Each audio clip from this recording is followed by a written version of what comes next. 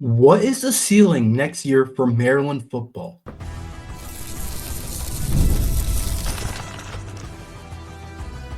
You are Locked On Terps, your daily podcast on the Maryland Terps, part of the Locked On Podcast Network. Your team every day. What's up, everyone? I'm Tre Moore, host of Locked On Terps, part of the Locked On Podcast Network, your team every day. So thank you guys for making us part of your day. And today's episode is brought to you by the Gametime app.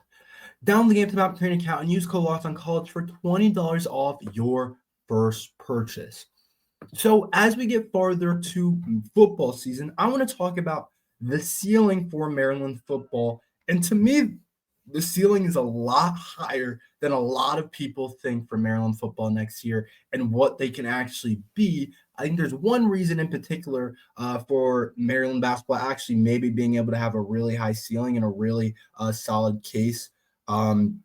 At being a really solid team in the Big Ten next year. There is one reason why that I'll get into in a little bit. When I talk about ceiling, though, I just want to clarify kind of my criteria, what I'm saying overall. I mean, like, what is the best case scenario for Maryland football next year? Like, how good? What's their potential?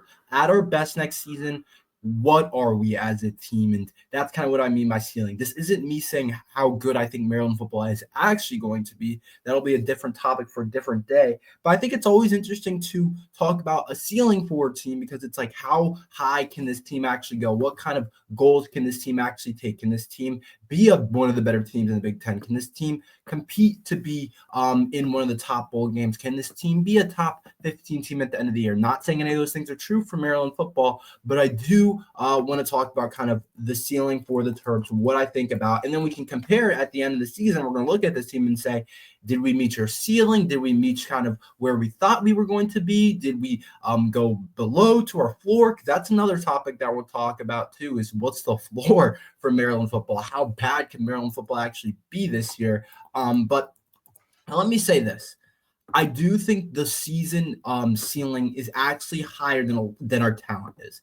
I'll go ahead and say it. This is, I think, on paper, probably one of our worst teams under the Mike Locksley era over the last 4 years or so. I think it's one of the bottom teams Locksley has had in a little bit. I don't think this team is as good as it's going to be in the future, but I think this team's kind of in a rebuilding state. And I've said that multiple times on this podcast. I've said that a lot, that I don't think this team is amazing. I think there's holes. I think there's places where we need to get better at. I think there's a lot of inexperience. We had the most guys in our program since like 19 something being drafted. So we replaced a good amount. We also had a bunch of guys that were like our next kind of senior impact like guys. We had a lot of those types of guys leave. And so you look at this Maryland team now, and I don't think this team is as good as even maybe last year's team, who ended up actually having a pretty poor record overall. I don't know if on paper we're better. I think in spots we might be better. I think we have a higher ceiling quarterback, but will Malik have a better year than Billy Edwards? I don't know. I can't say our receiving room is better. We had two guys get drafted, one in the 3rd round, one in the 7th round. I can't say our tight end room is better for sure, even though I do like the Dorian Fleming kid and what he can bring. Our offensive line should be better. Our run game, it's pretty comparable to last year, even though we lose Roman Hemby. I think Nolan Ray can step up. Defensively, like, I'm looking at a lot of position groups. I don't know if necessarily we're better. I think we're deeper on the defensive line now. I do think our secondary can be better, but I don't overall. I think our linebacker room's way less experienced now with some of the transfers that we lost. I don't overall look at this team and say, yeah, the Terps are so much better, or they're so much better than they were last year. But I do think that our ceiling is actually higher than it was last year. And let me kind of explain why. I think the number one thing is, I'm not going to sugarcoat it, it's the schedule. It's the schedule. The Big Ten has some juggernauts. Arguably was the best conference in football last year. Like, we had a ton of really good teams. Oregon was the number one team in the country. Ohio State won the national championship. Penn State was in the semifinal game. Really good Big Ten teams. Michigan's always solid. I feel like I'm missing one or two in my head. For some reason, Illinois was really good last year. Like, teams have been really good in the past couple of years in the Big Ten. And that a lot of it, like a team like Maryland, your ceiling, how good your year can actually be, is actually going to depend on who you're playing. And next year, Maryland has a really favorable schedule that makes me kind of say, I think that Maryland's potential as a team is a lot better than it has been. And I do think that Maryland's team is in a lot better of a play. Like, all these different things about Maryland football is that when you have these types of schedules, you're just able to have a better chance. Like, you don't have to play Ohio State. Like, when I see Ohio State on our schedule right now, it's a 90% chance Ohio State's beating us. If I see Oregon, there's a pretty big chance that those teams are beating us. Even when I see a team like Penn State, pretty good chance those teams are beating them. So when I talk about our ceiling as a team, it's so much higher now as a program without having some of those guys on the schedule. That's just the way it is. I think last year we got a good amount of those teams, and so our ceiling as a team wasn't as high. We played Penn State in our last game of the season. We played Oregon. We played USC, even though we won. I said Illinois earlier. I meant Indiana had a really solid year, not Illinois. I got the eyes mixed up a little bit. Indiana was a team that had a really solid season, but we played Indiana when they were a top team in the country. Like, our schedule was not nearly as favorable as it is this year. Like, when you play Penn State, when you play Oregon, like when you play USC, when you play Indiana, when they're having their best year in forever, it's tough to say your ceiling. It's tough to have a high ceiling because you're marking off losses. Like, you're saying, well, Oregon's probably going to be a loss. You're saying Ohio State probably going to be a loss. Penn State's probably going to be a loss. Indiana, for some reason, is really good this year. And so this year, you look at the schedule and you say, wow, Maryland's team isn't better necessarily than it's been the last couple of years, but there's just so many more winnable games. First 3 games of the season should all be wins. FAU, Northern Illinois, Towson.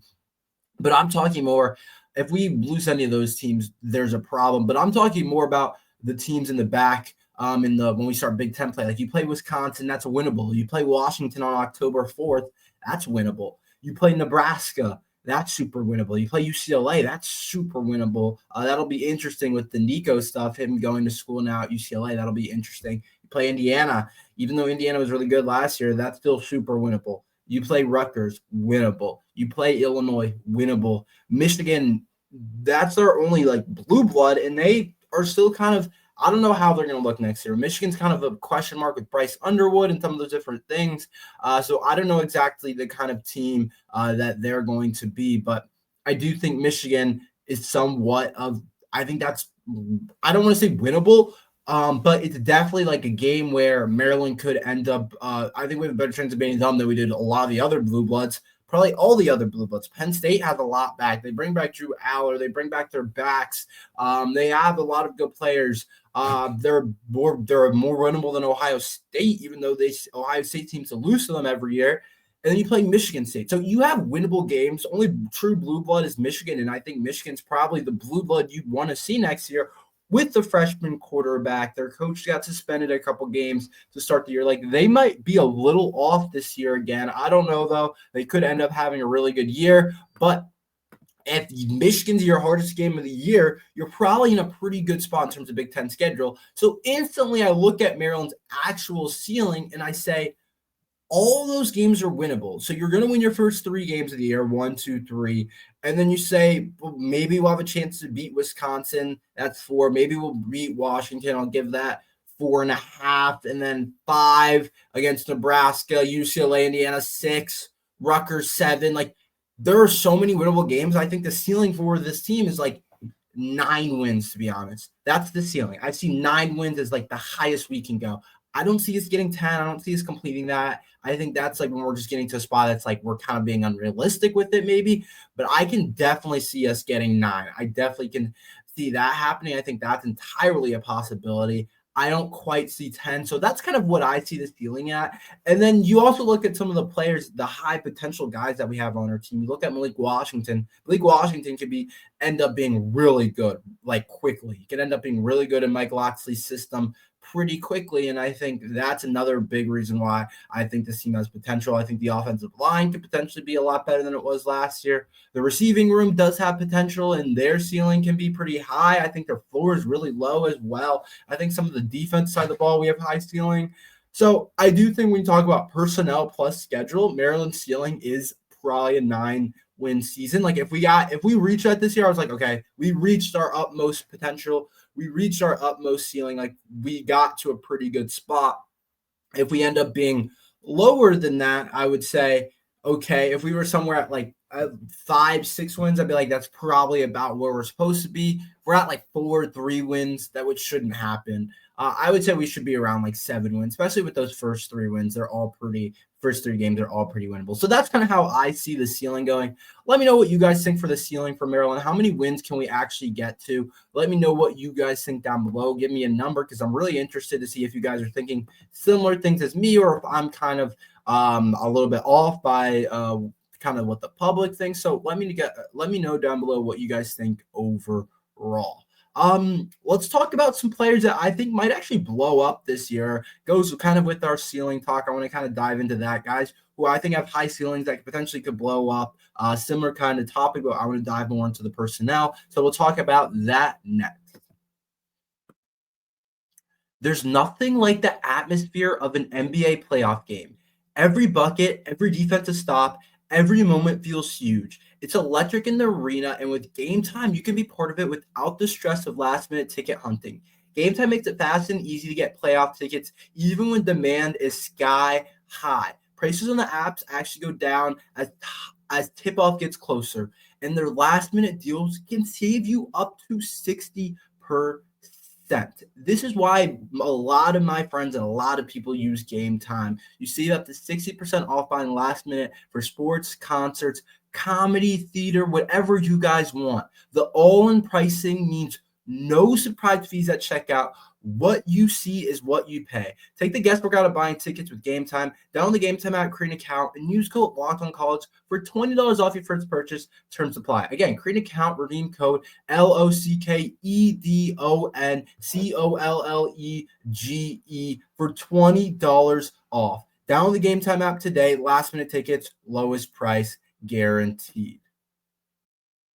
So I want to talk about some guys I think that could potentially blow up this year for Maryland football, like guys that we're not really talking about, but all of a sudden going into next year, we're thinking about as one of our better players. You guys already know one, Malik Washington. We already know that. I think he has the potential to be freshman of the year, depending on if he's our guy, what the case is. Are we going to play Justin Martin? Are we going to play Malik?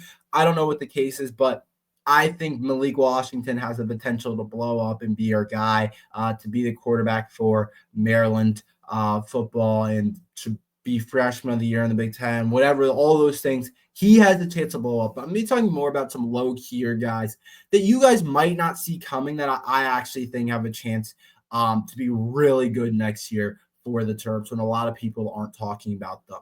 So there's guys in the receiving room that I want to start with that I'm really excited about. Mekhi White is one for sure. Hands down 100%. After watching him in the spring game, after watching Christian Martin connect with Mekhi White, he might be a guy. He might be a dude for us. And we've been good at developing receivers. We've had no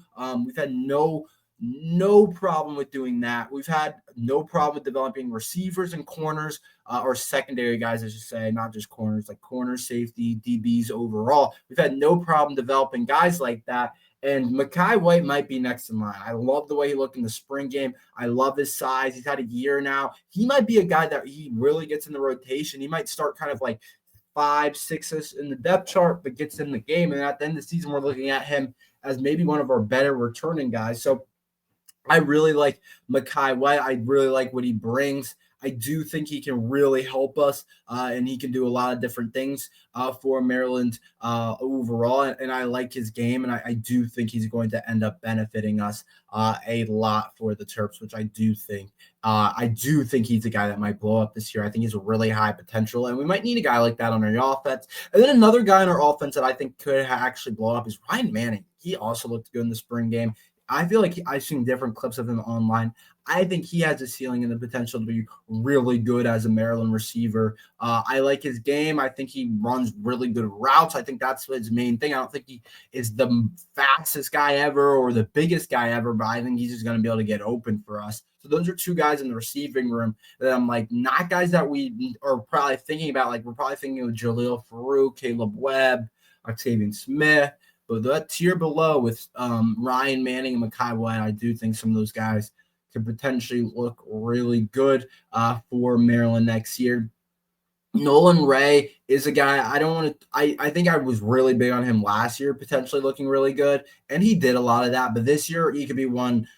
He could be like have like a really, really good season. I'm really high on Nolan Ray still because of his athleticism, his speed, some of those different things. I do think he can do some of that at a really high level. So I'm definitely looking at him as being a guy that potentially does some really good things next year for Maryland and do some different things like that. So I'm looking at I'm definitely looking at Nolan Ray as a guy that could look really good. And then I think those are like the main guys on the offense. I think on the offensive line, I think Ryan Howerton, he was a 4-star recruit. He did some really good things at the I think it was the Rivals game. He did some really good things. And so I do think he's the guy that could slide into the offensive line, maybe at the guard position or something like that. I think that's what they had him playing last year, a guy that potentially could blow up. And we look at going into a couple of years, we're going to be like, he's one of our better offensive linemen. I do think that highly of Ryan Howerton. I thought that highly of Terez Davis, but we know Terez Davis is now having a good time over at Ole Miss. So we'll see what he does there. Definitely a good pickup for Ole Miss, but I do really like Howerton's game and think he can really help us. Defensively, I think there's a lot of different guys. I do. In the linebacker room, I think Trey Reddick is definitely a guy that could potentially blow up. I think Michael Harris is definitely a guy, like almost the whole linebacker room, like Kiari James, Keyshawn Flowers, like all those guys really, I think, have potential. I don't know exactly who's going to be the guy to actually do it, but I think we're going to be looking at one of them and saying, yeah, he's really solid at the linebacker spot. I think that could happen. I think some of the pass rushers, I've been talking about Neo Avery potentially looking really good for a while now. And I know he's had some of the injuries, but I have been high on Neo Avery because of how he was as a recruit and some of those different things. But I do think Neo Avery could end up being really solid as well. So we'll see kind of what happens with Neo Avery and then D.D. Holmes as well. I think coming from Florida State, him being used to playing some big boy football, he's a guy that I'm really high on that potentially could end up being really good as well. And then you move to the back. I think Braden Lee, after injuring himself freshman year, coming back, getting that surgery done, I'm looking at him as a guy who was a 4-star rated recruit.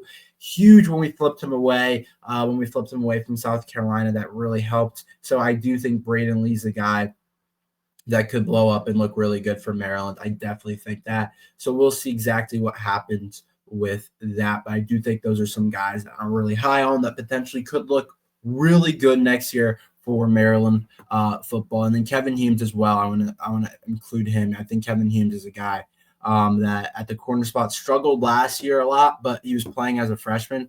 Playing as a freshman at the corner spot is not easy at all. So I do think he's a guy as well. So we'll see exactly what happens.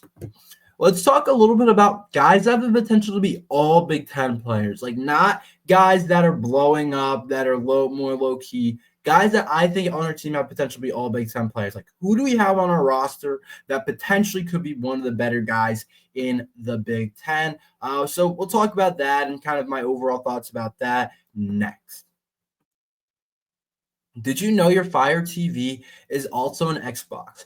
Turn any TV into your gaming and entertainment hub with Fire TV 6 4K devices. No console required. Just grab your pair of controllers, subscribe or sign into Game Pass Ultimate with EA Play included, and you're ready to play. Dive into hundreds of premium titles from EA Sports College Football 25 to Call of Duty Black Ops 6. And as easily as you stream your favorite show, it's gaming made simple, and it's all in your Fire TV. With Wi-Fi 6E and auto low latency mode advanced technology, Fire TV Stick 4K delivers smoother, more responsive gameplay with lightning-fast speeds you need to stay competitive. With 4K streaming, watch more than 1.5 million movies and TV episodes from your favorite subscribed services like Netflix, Prime Video, Disney+, Max, and more.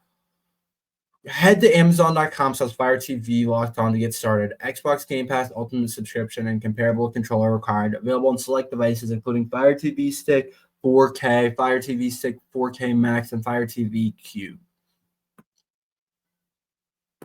So, who on our team could actually be an all Big Ten guys? I talk about guys that could blow up, and we're looking at could be really good players for us. But do we have any guys that like are all Big Ten? Like we've had some all Big Ten selections over the last couple of years. Guys like when you think about guys like Ty Felton, Talia was always second team all Big Ten. There's been a lot of guys that have been all Big Ten selections, but who can really be like first team, second team type of guys for Maryland football next year? So offensively, it's interesting. I don't know if I'm in love with anybody that I'm like, yeah, that guy can be when I really look through. And that's like part of my concern with this roster. In the Big Ten, you need some star power. It's just what it is. You're going to need some NFL dudes. You're going to need some guys that are first team, second team, all Big Ten. You're going to need some of those guys that are really high level college football players because that's just what a lot of the Big Ten teams are. And when I look at Maryland's roster and I go through it, I feel like I'm stretching when I'm like, yeah, like maybe Octavian Smith can be all Big Ten, or maybe Isaiah Wright coming back from injury can be all Big Ten, or maybe Dorian Fleming can channel himself in and be all Big Ten or something like that. I feel like I'm stretching when I say something like that. So I don't know exactly. I just don't know if I see a ton of guys that I feel like, yeah, he could be all Big Ten. Like last year, I would have said, okay, Dante Trader, he could be first team all Big Ten potentially, or second team all Big Ten. Like I'm that high on his talent. I'm that high on what he can be. Or I would have said Bo Braid 2 years ago, he could be first team all Big Ten and what he has done as Maryland and been a couple years starter and doing those different things. Or I would have said Jordan Phillips, I think could be all Big Ten. Like there was guys. Ty Felton, I would have said, could potentially be all Big Ten. I haven't seen that with many of these guys on a roster. Like, I don't see a star. I think one guy that I think potentially maybe be able to do it, that potentially we could look at and like, oh, he might be all Big Ten, just based off of what Mike Locksley has been saying is potentially Jalen Husky. I know he didn't look great all the time last year, but apparently he's been looking really good, and apparently he might be a guy that could potentially actually be an all Big Ten type of player. So we'll see exactly what happens. I don't know exactly, but I do think Husky might be a guy on the defensive side of the things. Maybe one of the transfers that I just don't realize is that good potentially looks like one of those guys. I don't see a bunch of guys I'm like, yeah, he's all Big Ten. Yeah, he's that type of player. I just don't. And that's what concerns me about this roster because there's not a bunch of returning talent, but we also weren't that good last year. So it's a weird kind of dynamic with Maryland football. So that's kind of how I see it right now. That's all we have for today. Thank you guys for listening to Locked on Terps. Make sure you like and subscribe. We're here every day talking Maryland football and basketball. So we'll see you next time. But thank you guys for listening to Locked on Terps.